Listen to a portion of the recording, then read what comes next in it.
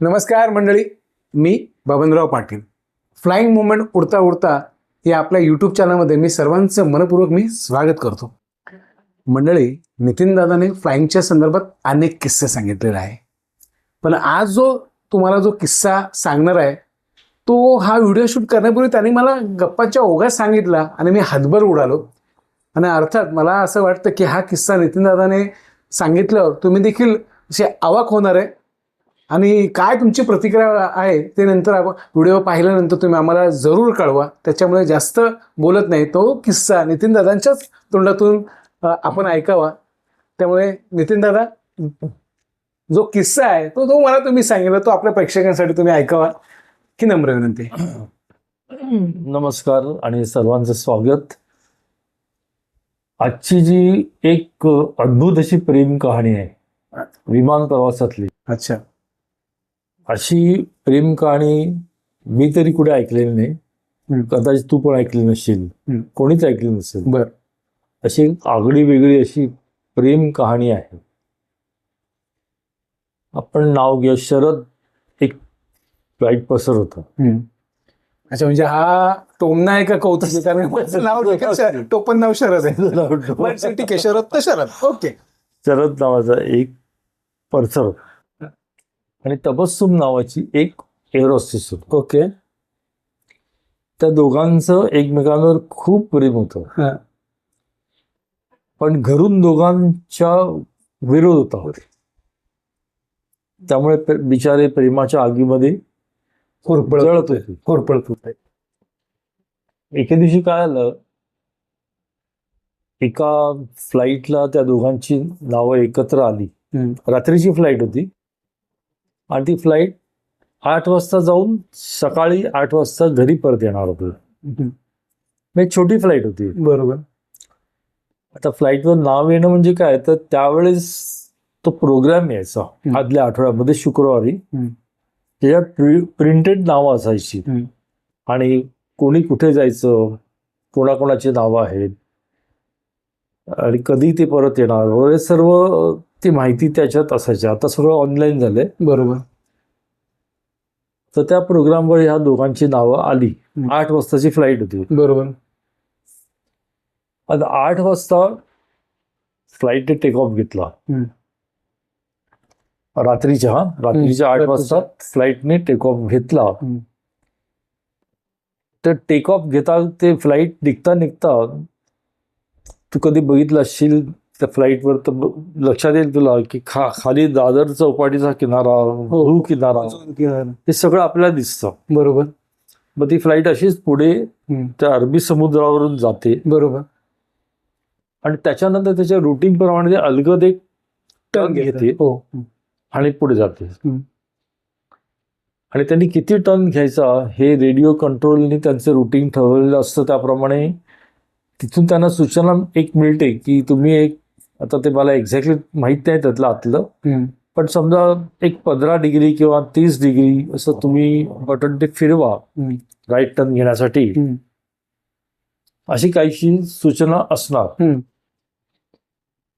पण त्या विमानाचा काही फॉल्ट होता की त्या कमांडरचा काय फॉल्ट होता हे आपल्याला माहित नाही, पण त्याच्याबद्दल काय बोलायचं नाहीये. पण झालं काय, एक मोठा असा अपघातच झाला. अरे बापरे. म्हणजे काय? म्हणजे काय झालं की त्याला सूचना मिळाली कमांडर साहेबांना की 15 किंवा 30 डिग्री जे काय असेल ते वळवताना ते बटन जे होतं ते पूर्ण 180 ते 200 डिग्री वळलं. त्यामुळे झालं काय की ते वळण्याच्या ऐवजी संपूर्ण टिल्ट होऊन ते कंप्लीट उलट झालं विमान. आणि त्यामुळे प्रवाशांची म्हणजे खाली डोकं वर पाय अशी अवस्था झाली. म्हणजे सगळ्यांचे डोकं खाली, पाय वर आणि किंचाळ्या, आरडाओरडा यांनी विमान अगदी हे झालं होतं. आणि अर्थातच असं काहीतरी विचित्र घडल्यामुळे लास्ट मिनिटाला अचानक कमांडरचा पण तोल गेला. आणि त्यामुळे झालं काय की ते विमान इतक्या वेगाने थेट समुद्रात घुसलं तितक्याच वेगाने ते खाली खाली खाली खाली खाली जात सागराच्या तळाशी गेलं. 350-400 प्रवासी आणि मोठा, थोडक्यात मोठा 22 अपघात झाला. क्रू मेंबर्स, हा. ह्यातलं कोणी वाचणं शक्यच नव्हतं. शक्यच अशा ह्याच्यात हम्म. सर्वांना जलसमाधी मिळाली. हम्म. फार दुःखद आणि अत्यंत भयानक अशी घटना त्यावेळी घडली. काही चौपाटीवरच्या लोकांनी ते डोळ्यांनी बघितलं असं म्हणतात, हम्म. पण सगळीकडे हाहाकार उडाला अख्ख्या संपूर्ण शहरभर. हम्म. आणि ती बातमी वेगाने सगळीकडे पसरली. प्रश्नच नाही. आणि ही बातमी शरद आणि तबस्सुम हम्म. या दोघांच्या आई वडिलांच्या हृदयावर आदळली हम्म. हम्म. आणि त्यांची हृदय विदीर्ण झाली. हम्म. ते शोकमग्न झाले. बरोबर. ते वेड्यासारखे रडायला लागले. हम्म. कारण त्यांचं अपत्य हरवलं ना, बरोबर. कायमचं गेलं. कायमचं गेलं. आणि अर्थातच शेजारी म्हणून एक कर्तव्य पण असतं आणि एक माणुसकी म्हणून पण असते. सर्व शेजारी त्या त्या घरांभोवती जमले. समाजाने एकूणच शहरभर हाहाकार उडाला होता. म्हणजे दुसऱ्या दिवशी पेपरमध्ये अगदी हेडलाईन वगैरे आली, सर्वांचे फोटो वगैरे आले, हे सर्व झालं होतं. पण शरद आणि तबस्सुम या दोघांना याचा पत्ताच नव्हता. पण हे कसं शक्य आहे? एवढा मोठा अपघात? तीच तर थोडीशी एक रहस्य कथा आहे. म्हणजे ही कहाणीमध्ये ट्विस्ट आहे. हा ट्विस्ट आहे. म्हणजे त्या प्रेम कहाणीमध्ये सुद्धा एक ट्विस्ट आहे. तर कारण ते या विमानात नव्हतेच. अरे बापरे.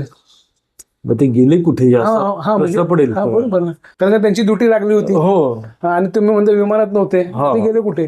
तेच तर तीच तर कथा आहे. तर ते त्यांची नावं बघितल्यानंतर ते युनिफॉर्म मधून निघाले खरे घरातून. घरातल्याला संशय यायला नको म्हणून. पण त्याने आधीच ठरवून ठेवलं होतं हा प्रेम विरहवर आता पुष्कळ झाला. Enough is enough. आणि म्हणून त्यांनी आधीच एक लोणावळ्याला किंवा खंडाळ्याला अशी एका हॉटेलमध्ये जागा घेऊन ठेवली होती. आणि त्यांनी आधीच ठरवलं होतं की फ्लाईट आली की दांडी मारायची. ओके. पण ते घरून युनिफॉर्म मधून निघाले.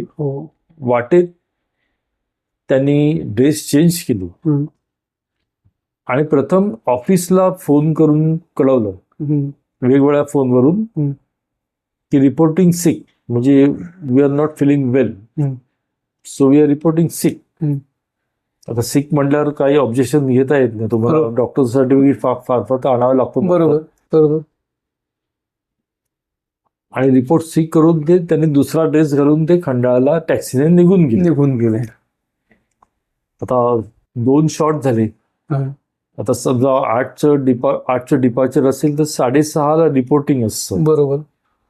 यांनी समजा 6 वाजता रिपोर्ट स्टिक केला. तर आता मग 2 शॉट आहेत. मग तिथे दोघांना पुल आउट केलं जातं. म्हणजे त्यांना मेसेज पाठवले जातात की तुम्ही ही फ्लाईट घ्या त्यांच्या बदल्यात. म्हणजे स्टँड बायची एक लिस्ट असते. बरोबर. तर आता आपण इथेही नावं घेऊया, गगन आणि सीमा. बरोबर. गगन नावाचा पर्सर आणि सीमा नावाची एअर होस्टेस. त्याला पण जरा असं तरफडल्यासारखं आलं की कुठे लास्ट मिनिटाला पुल आउट झालो, पण ड्युटी होती. आणि दुसरं म्हणजे त्यांना असं वाटलं की आता जाऊन आपण सकाळी तर परत येणार. बरोबर. पण त्यांना काय कल्पना की ते शेवटच्या प्रवासाला निघाले. बरोबर. जिथून ते परत कधीच येणार नव्हते. व्यक्तिगत ते दुर्दैव असतं. हो. पण शरद आणि तबस्सुम हे खंडाळा लोणावळा कुठच्या तरी हॉटेलमध्ये गेले, आतून कडी लावली आणि ते प्रेमरसात बुडून गेली सागराच्या तळाशी. ते पुढे काय ते चित्र रंगवा ते सांगायला नको. आता प्रेमवीरांना बाहेर काय चाललंय काही तपास कसं कळणार? बरोबर. प्रेमात सर्व क्षम्य असतं. बाहेर काही होते गोंधळ. त्यांच्याशी काय संबंध नसतो.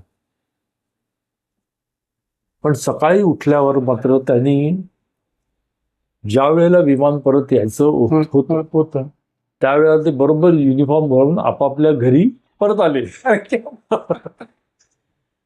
कारण आई वडिलांना कळायला नको. पण घरासमोर ही तोबा गर्दी बघून दोघं बावचळले. प्रथम त्यांच्या डोक्यात विचार आला की आपली कालची भानगड कळली तर नाही ना अशी, म्हणजे बरोबर. पण जेव्हा खरी गोष्ट कळली तेव्हा त्यांच्या तोंडचं पाणीच पाणी.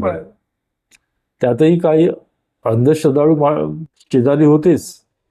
ते म्हणाले मेलेली माणसं परत जिवंत आली म्हणजे काय भूत पिशाच वगैरे आहे म्हणून त्यांनी तिथून पळ काढला वगैरे. पण आई बाबांना मात्र आपल्या तो एक चमत्कार वाटला.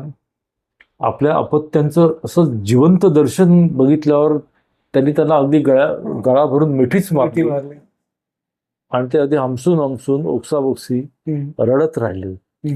आणि अर्थात या प्रेमाच्या या खेळामध्ये